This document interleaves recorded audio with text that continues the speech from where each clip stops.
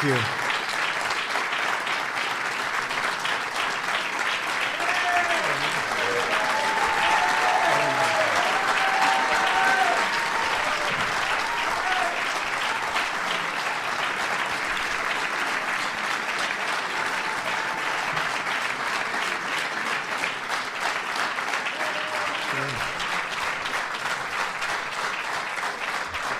Thank you very much. Thank you.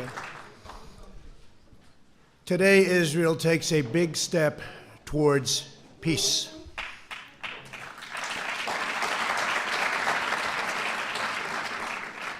Young people across the Middle East are ready for a more hopeful future, and governments throughout the region are realizing that terrorism and Islamic extremism are everyone's common enemy.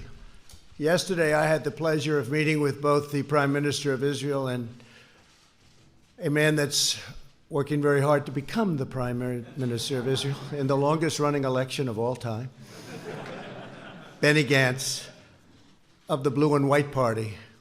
And both leaders joined me to express their support for this effort, proving that the state of Israel looking for peace and that peace transcends politics.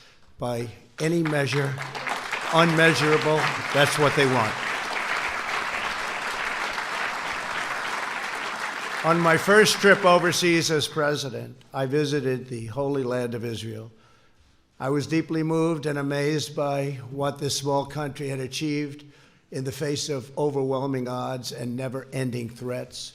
The state of Israel comprises only a minuscule amount of land in the Middle East, and yet it has become a thriving center of democracy, innovation, culture, and commerce.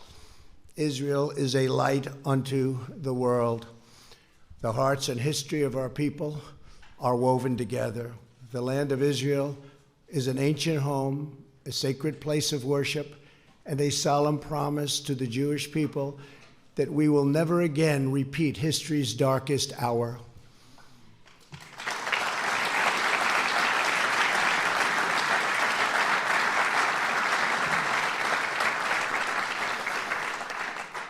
During my trip to Israel, I also met with Palestinian President Abbas in Bethlehem. I was saddened by the fate of the Palestinian people. They deserve a far better life. They deserve the chance to achieve their extraordinary potential. Palestinians have been trapped in a cycle of terrorism, poverty, and violence, exploited by those seeking to use them as pawns to advance terrorism and extremism. I returned from my visit determined to find a constructive path, and it's got to be a very powerful path forward in the Israeli-Palestinian conflict. To further this effort, I also met with President Abbas at the White House. Forging peace between Israelis and Palestinians may be the most difficult challenge of all. All prior administrations, from President Lyndon Johnson, have tried and bitterly failed. But I was not elected to do small things or shy away from big problems.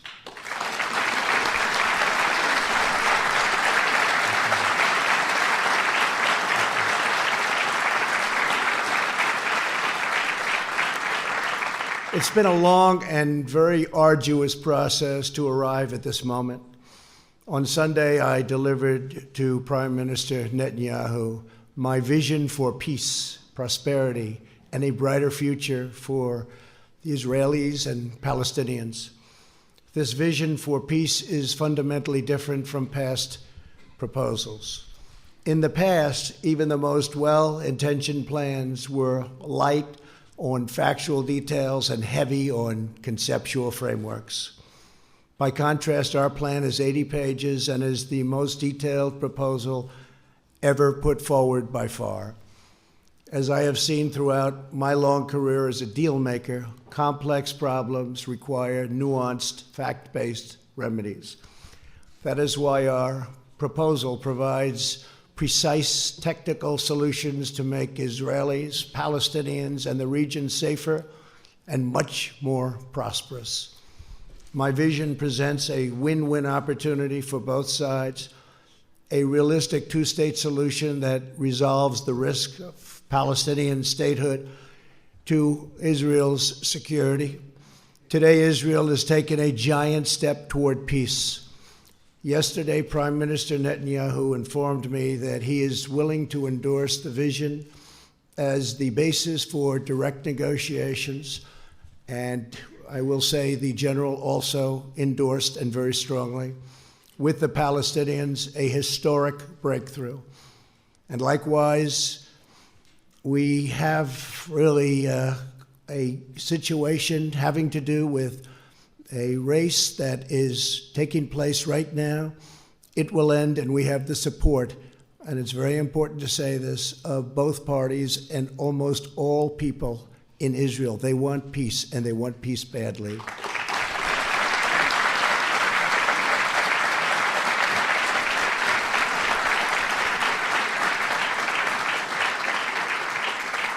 This is the first time Israel has authorized the release of a conceptual map illustrating the territorial compromises it's willing to make for the cause of peace, and they've gone a long way. This is an unprecedented and highly significant development. Mr. Prime Minister, thank you for having the courage to take this bold step forward.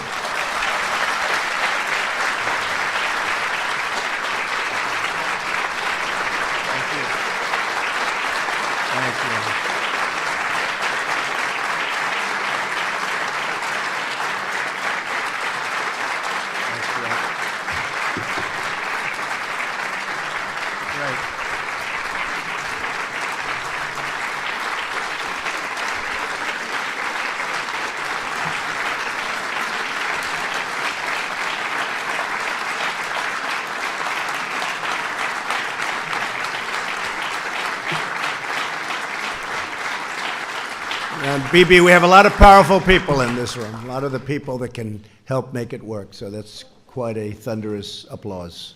Thank you very much. Thank you. We will form a joint committee with Israel to convert the conceptual map into a more detailed and calibrated rendering so that recognition can be immediately achieved.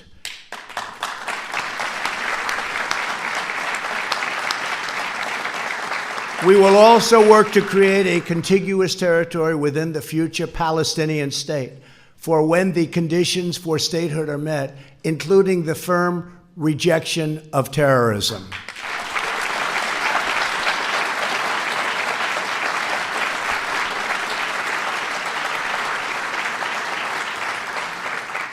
Under this vision, Jerusalem will remain Israel's undivided, very important, undivided capital.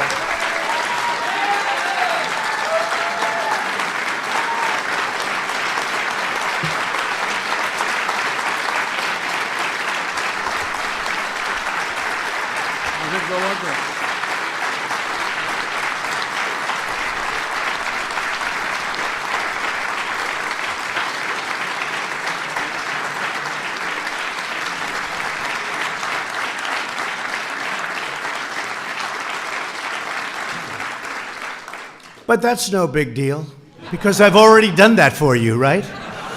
We've already done that, but that's okay. It's going to remain that way.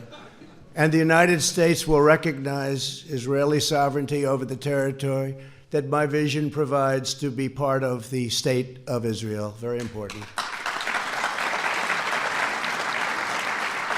And crucially, the proposed transition to a two-state solution will present no incremental security risk to the state of Israel whatsoever.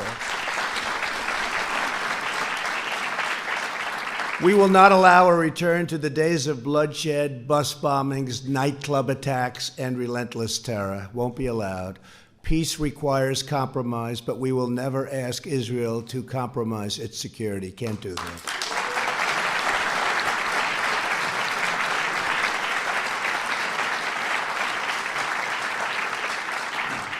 As everyone knows, I have done a lot for Israel, moving the United States Embassy to Jerusalem, recognizing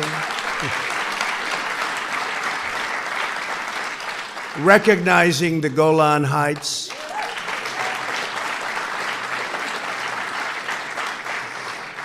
And frankly, perhaps most importantly, getting out of the terrible Iran nuclear deal.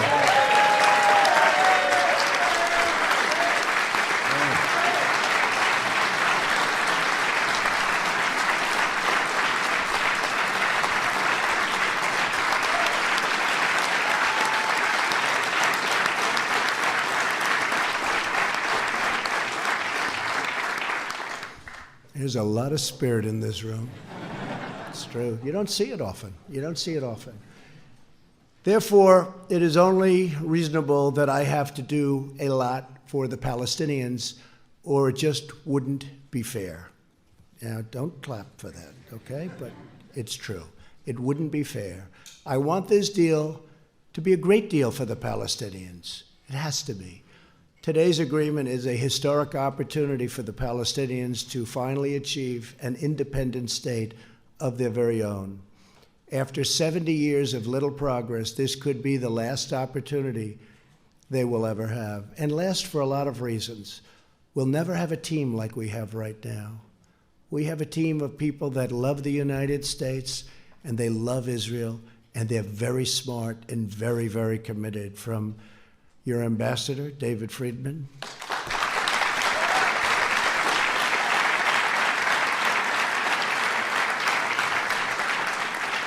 to Jason and Avi and Jared,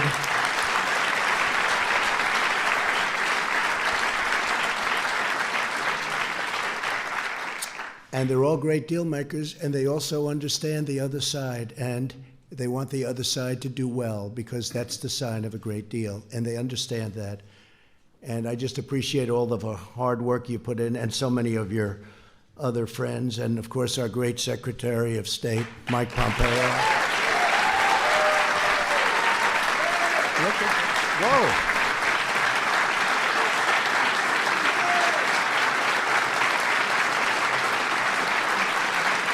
Wow, that's impressive. That was very impressive, Mike. That reporter couldn't have done too good a job on you yesterday, right? I think you did a good job on her, actually. That's good. Thank you, Mike. Great. Are you running for Senate? I guess the answer is no after that, huh? They all want him to. Kansas, great state, they want him to, but you're doing a great job. Don't move. The Palestinian people have grown distrustful after years of unfulfilled promises. So true. Yet I know they are ready to escape their tragic past and realize a great destiny. But we must break free of yesterday's failed approaches. This map will more than double the Palestinian territory and provide a Palestinian capital in eastern Jerusalem, where America will proudly open an embassy.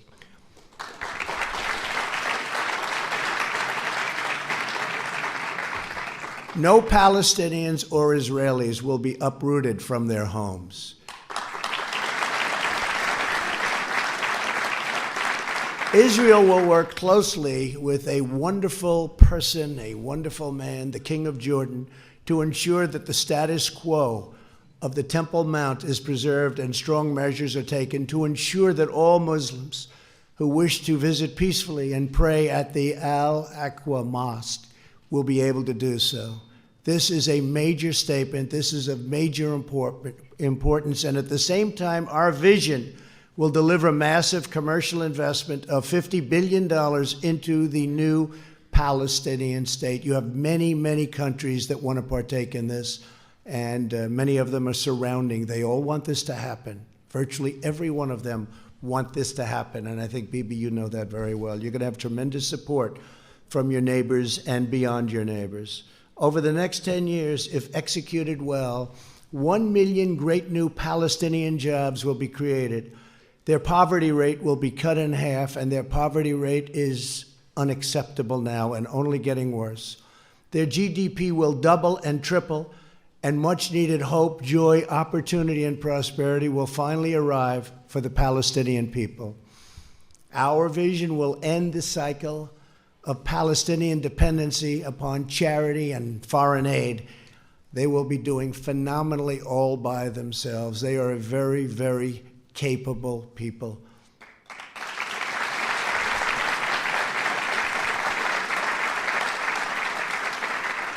And we will help by empowering the Palestinians to thrive on their own.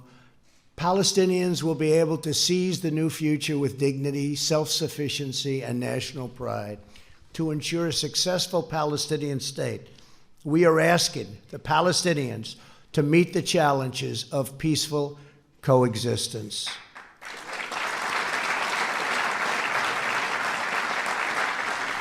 This includes adopting basic laws enshrining human rights, protecting against financial and political corruption, stopping the malign activities of Hamas, Islamic Jihad, and other enemies of peace, ending the incitement of hatred against Israel, so important, and permanently halting the financial compensation to terrorists.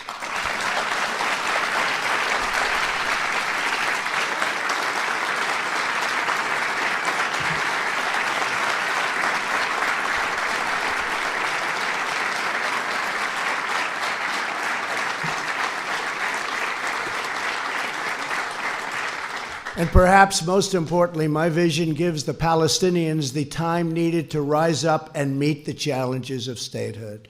I sent a letter today to President Abbas. I explained to him that the territory allocated for his new state will remain open and undeveloped for a period of 4 years. During this time, Palestinians can use all appropriate deliberation to study the deal, negotiate with Israel, achieve the criteria for statehood, and become a truly independent and wonderful state. President Abbas, I want you to know that if you choose the path to peace, America and many other countries, we will be there. We will be there to help you in so many different ways, and we will be there every step of the way. We will be there to help.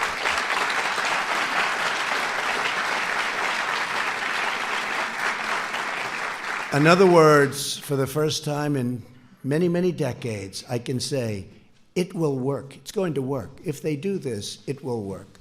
Your response to this historic opportunity will show the world to what extent you are ready to lead the Palestinian people to statehood.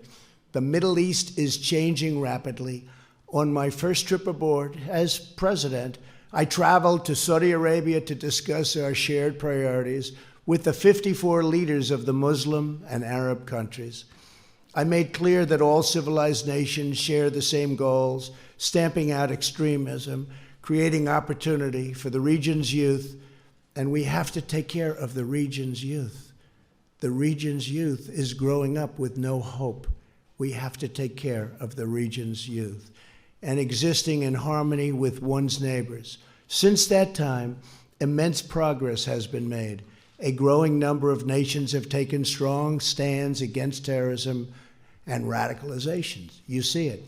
Thanks to the courage of U.S. forces, the ISIS territorial caliphate, 100%, not 95%, not 99 or any other percent, 100% of the caliphate, ISIS, is destroyed, and its savage leader, al-Baghdadi, is now dead.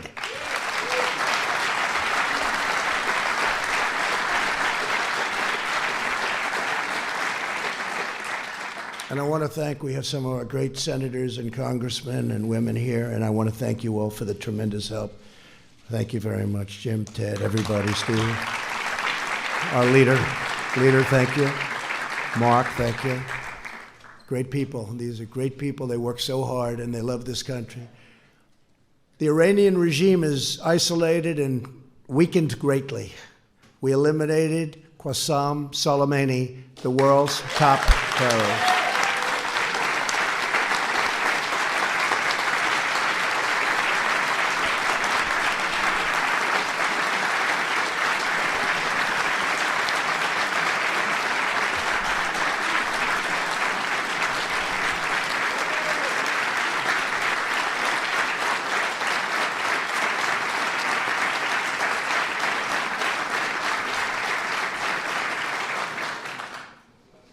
And as you know, he was with the head of Hezbollah. I don't think they were up to anything good. I don't think so. He ran an organization called Jerusalem Liberation Forces and used his hatred, total, severe hatred of Israel as a rallying cry to divert attention from the incompetence and shortcomings of his government. He falsely promoted the sinister notion that a free Jerusalem, we must really be at war with Israel. So to have it free, we have to be at war with Israel. And he said it very, very powerfully. In fact, it's been in this false war that Israel, really, the enemies of peace, have used it. They just used it as an excuse to divide and totally oppress the Middle East. In truth, Jerusalem is liberated.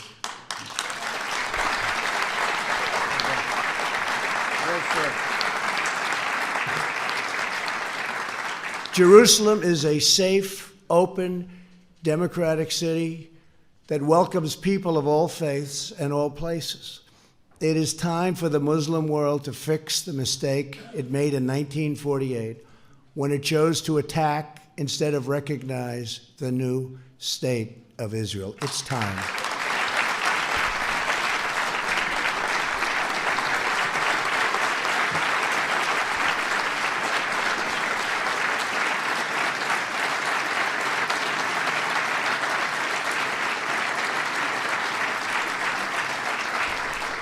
Since then, the amount of needless bloodshed and all squandered opportunities, so many squandered opportunities in the name of senseless causes, is beyond measure.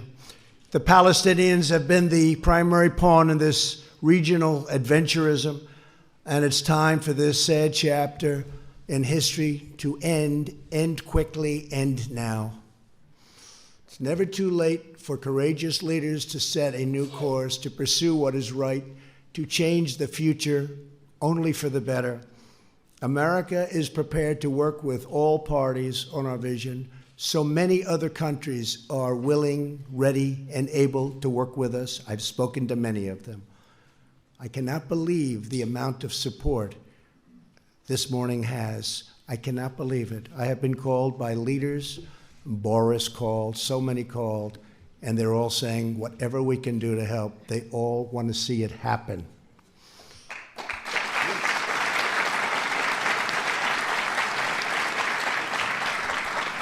But America cannot care more about peace than the stakeholders in the region. There are many Muslims who never visited Al-Aqsa, and many Christians and Jews who never visited the holy sites in the West Bank described so vividly in the Bible. My vision will change that. Our majestic biblical heritage will be able to live, breathe, and flourish in modern times. All humanity should be able to enjoy the glories of the Holy Land. This part of the world is forever connected to the human soul and the human spirit. These ancient lands should not be symbols of conflict, but eternal symbols of peace. Thank you again for all of the work you've all done and all of these incredible honored guests for being here. And in particular, I want to thank Prime Minister Netanyahu. I also want to thank Oman, Bahrain, and the United Arab Emirates for the incredible work they've done, helping us with so much and sending their ambassadors to be with us today. Thank you very much for being here. Oman, Bahrain, and the Arab Emirates? Yeah.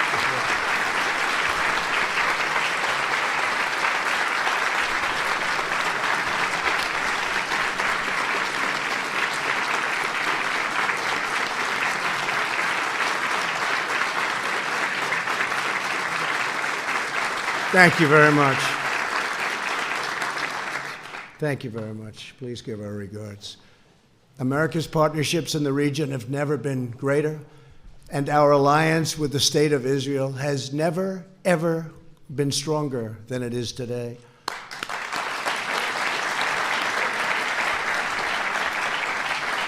Together, we can bring about a new dawn in the Middle East.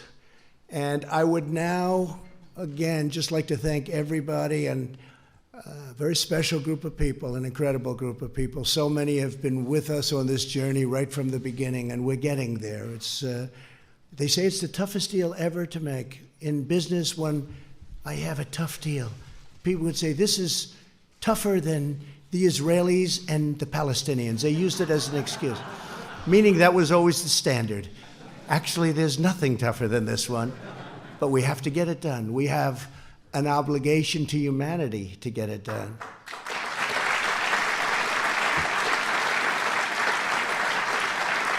So I would now like to introduce the Prime Minister of Israel, who's worked so hard on this, Benjamin Netanyahu. Thank you. Great speech. Thank you.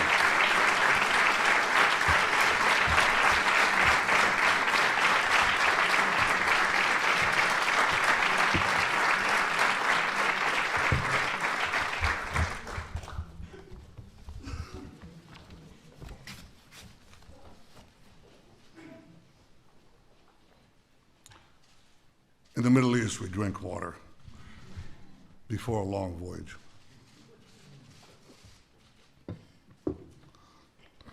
This is an extraordinary voyage. President Trump, Donald, I'm honored to be here today, along with my wife, Sarah, Minister Yariv Levin, Ambassador Ron Dermer. Ron, thank you for everything you've been doing.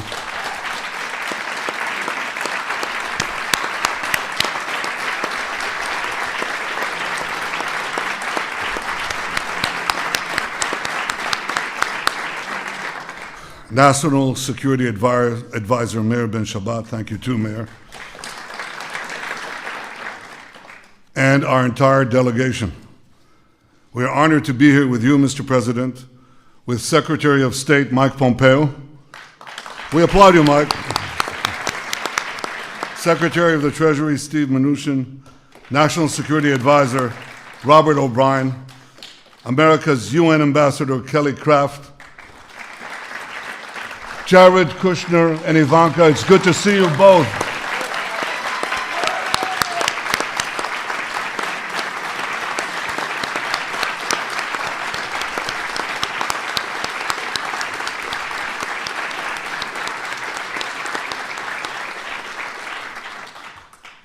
It's good to see the unfailingly energetic and optimistic Ambassador David Friedman, Jason Greenblatt,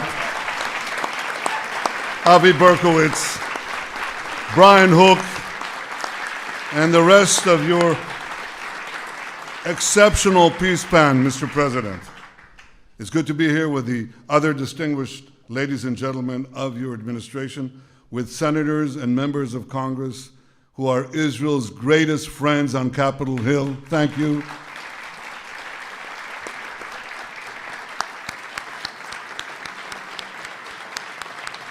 Thank you.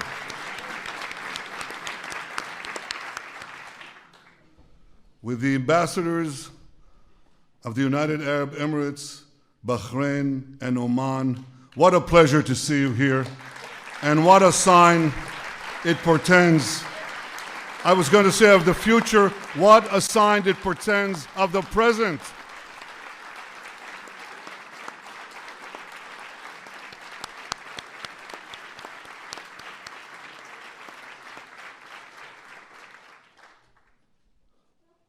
To all of you and to the many other distinguished guests who are here today,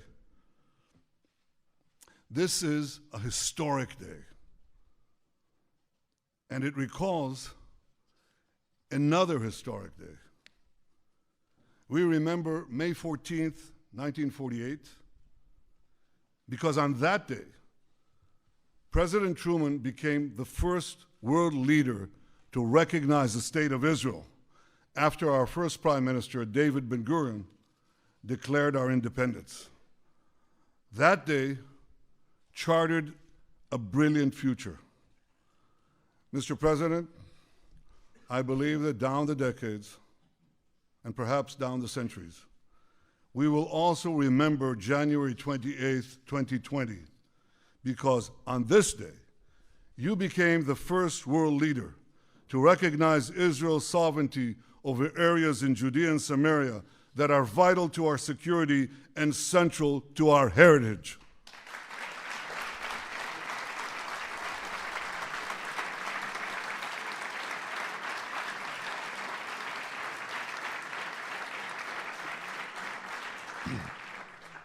And on this day, you too have charted a brilliant future for Israelis, Palestinians, and the region by presenting a realistic path to a durable peace.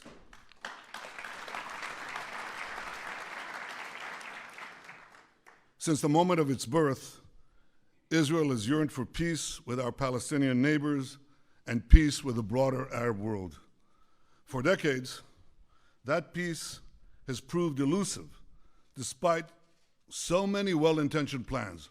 One after the other, they failed. Why did they fail? They failed because they did not strike the right balance between Israel's vital security and national interests and the Palestinians' aspirations for self-determination. Too many plans tried to pressure Israel to withdraw from vital territory like the Jordan Valley. But you, Mr. President, you recognized that Israel must have sovereignty in the Jordan Valley and in other strategic areas of Judea and Samaria, rather than pay easy lip service to Israel's security and simply shut your eyes, hope for the best. You recognize that Israel must have sovereignty in places that enable Israel to defend itself by itself.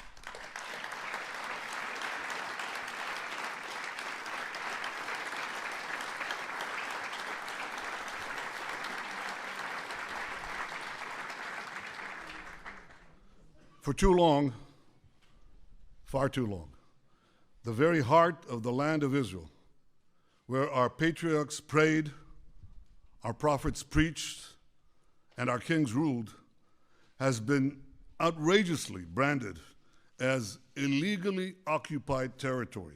Well, today, Mr. President, you are puncturing this big lie.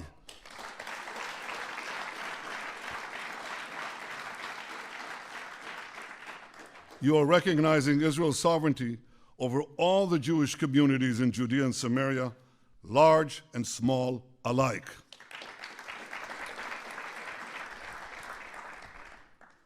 These, as the distinguished pastors who are here know very well, these are places inscribed in the pages of the Bible. These are places carved into the bedrock of our common civilization. The sacred tomb in Hebron, where the fathers and mothers of the Jewish people are buried. Beth El, where Jacob dreamed of a ladder ascending to the heavens. Shiloh, where the Ark of the Covenant that held the 10 Commandments for centuries. That's what happened in Shiloh. Thanks to you, Mr. President, these areas and so many others that for millennia have been etched in the soul of the Jewish people and have fired the imaginations of millions of people around the world and across the world. These areas will now be recognized by the United States as a permanent part of the Jewish state.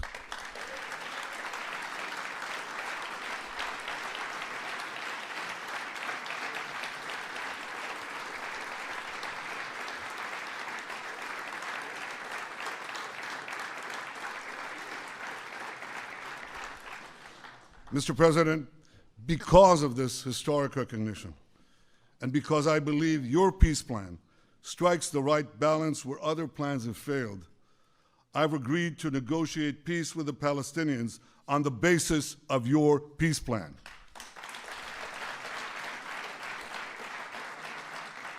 It's a great plan for Israel. It's a great plan for peace. Frankly, Mr. President, given all that you have already done for Israel, I'm not surprised. You have been the greatest friend that Israel has ever had in the White House.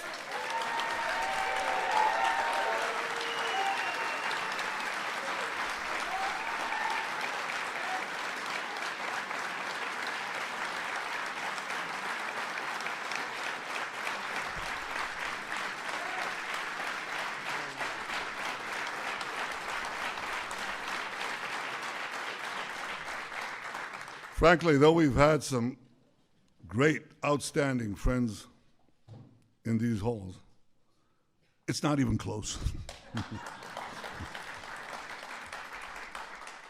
Your historic decisions to recognize Jerusalem as Israel's capital, to recognize Israel's sovereignty over the Golan Heights, to reaffirm Israel's legal claims in Judea and Samaria, to stand up to Iran, to pull out of that dangerous Iran deal, to confront is not the word, to eliminate Qasem Soleimani,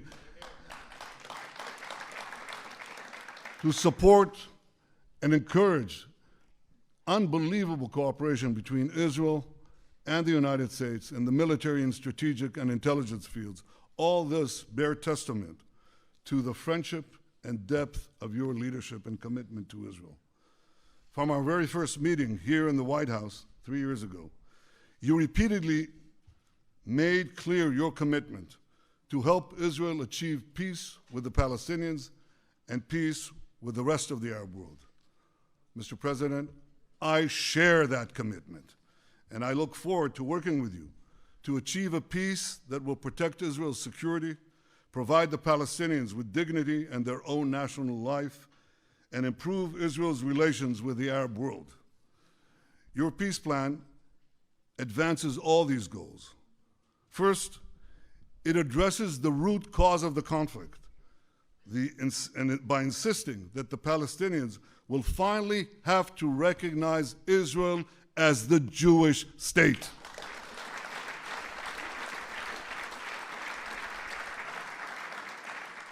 Second, it stipulates that Israel will retain security control in the entire area west of the Jordan River, thereby giving Israel a permanent eastern border to defend ourselves across our longest border. This is something we've longed to have. We now have such a recognized boundary. Third, your plan calls for Hamas to be disarmed and for Gaza to be demilitarized.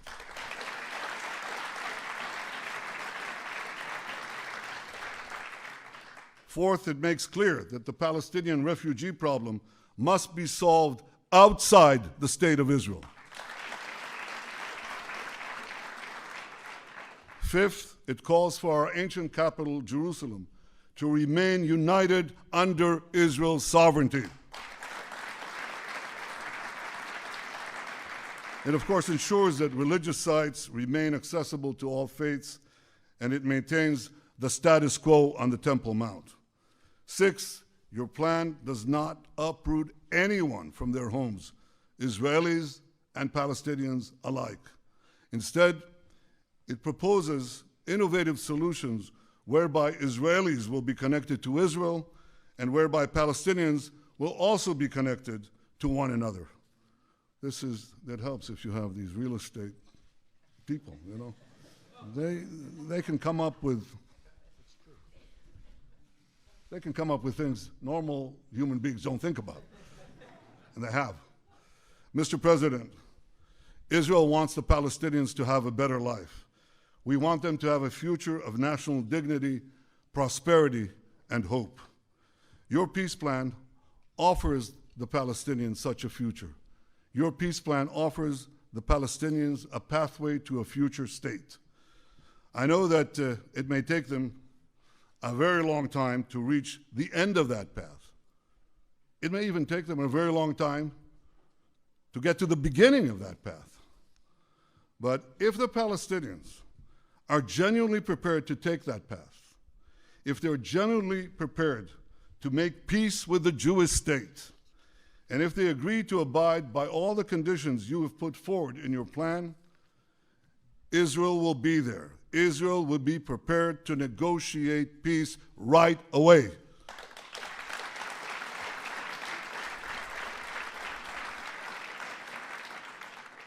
Regardless of the Palestinian decision, Israel will preserve the path of peace in the coming years.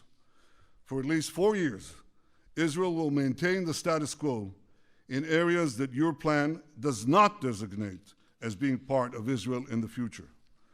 At the same time, Israel will apply its laws to the Jordan Valley, to all the Jewish communities in Judea and Samaria, and to other areas that your plan designates as part of Israel, and which the United States has agreed to recognize as part of Israel.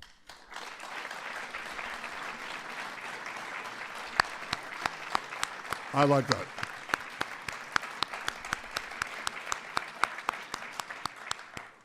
This decision will protect Israel's security, ensure Israel's national interests, and leave open the possibility of a political settlement with the Palestinians in the coming years. Mr. President, I hope the Palestinians embrace your vision of peace.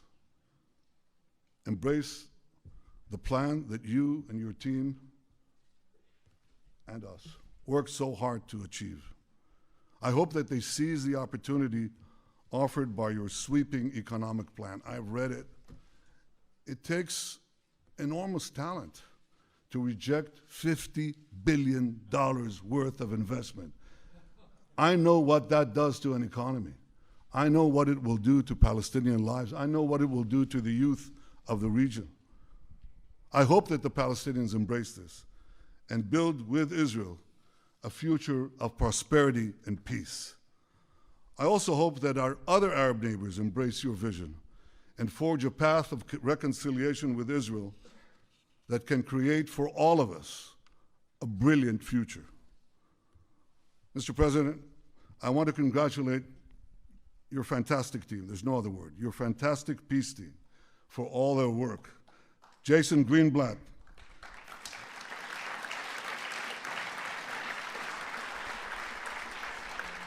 thank you, Jason, for the terrific job you did as America's peace envoy for nearly 3 years. Avi Berkowitz, thank you for stepping out.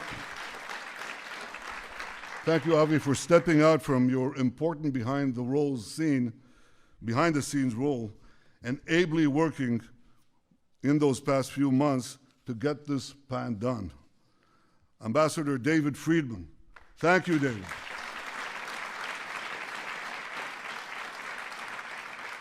Thank you for your essential contribution to this effort and for the terrific job you do every day to strengthen the great alliance between Israel and America.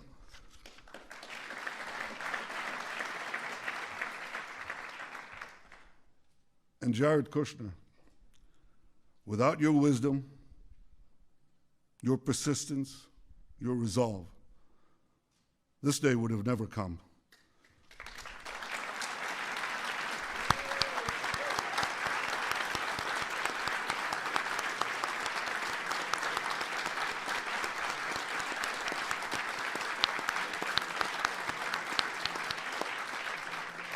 I know how much the Jewish future means to you and to your family. Well, Jared, today you have helped secure that future. The Jewish state owes you, and it owes President Trump, an eternal debt of gratitude.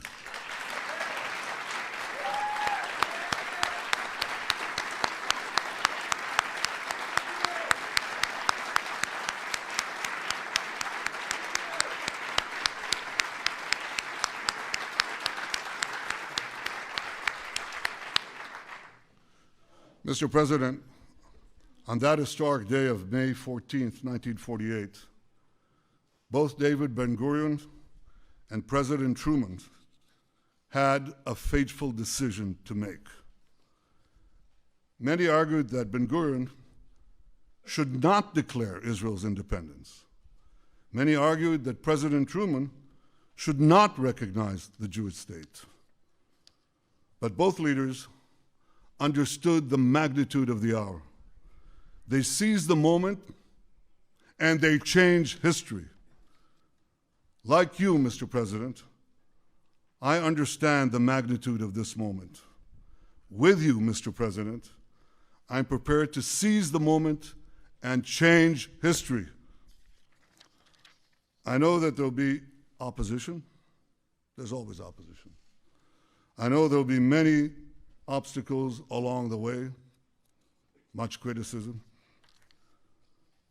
But we have an old Jewish saying, if not now, when? And if not us, who? Im lo achshav, matai, im lo anachnu, az mi? Mr. President, your deal of the century is the opportunity of the century. And rest assured, Israel will not miss this opportunity. Mr. President, Donald, Israel is blessed to have your friendship and your powerful leadership. And Israel is blessed to have the friendship of the greatest power on earth, the United States of America. May God bless America. May God bless Israel. And may God bless us all with security, prosperity, and peace. Thank you.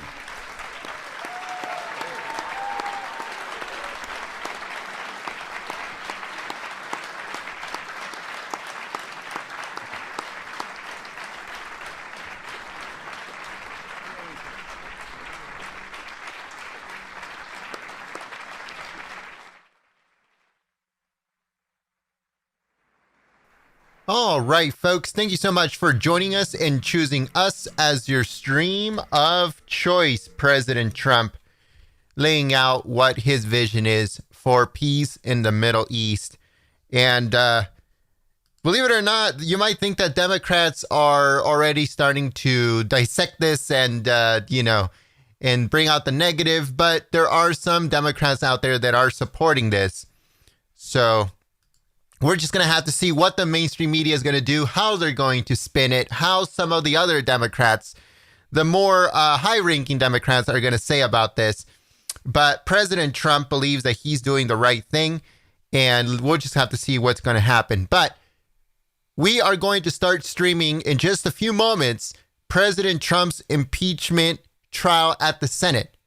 Don't forget, President Trump's defense team is speaking, and they are setting their case. So we're going to continue coverage of that in just a few moments. So make sure you guys are subscribed and the notification bell is on. That way you can get notified when we go live for that event in just a few moments. Thank you so much for joining us and choosing us as your stream of choice. If you are new, subscribe to the channel. Also, if you missed the speech at any point, I'm uploading it onto the channel right now. I'm trying to do everything at the exact same time. So I'm uploading the video right now. So make sure you guys stay tuned for that. And it should be on here in just a few moments. So I'll be uploading it onto the channel. And we will go on from there. Thank you so much, folks. Once again, we are starting the live stream for President Trump's defense team as they are set to speak in just a few moments.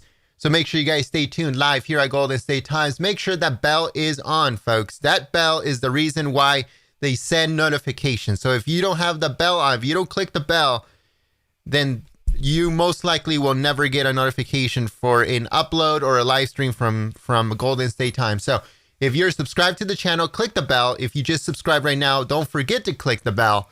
But make sure you're still subscribed and the bell is still on.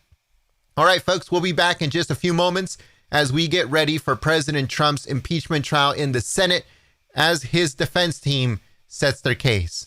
Thank you so much for choosing Golden State Times as your stream of choice, and we will see you soon. Peace.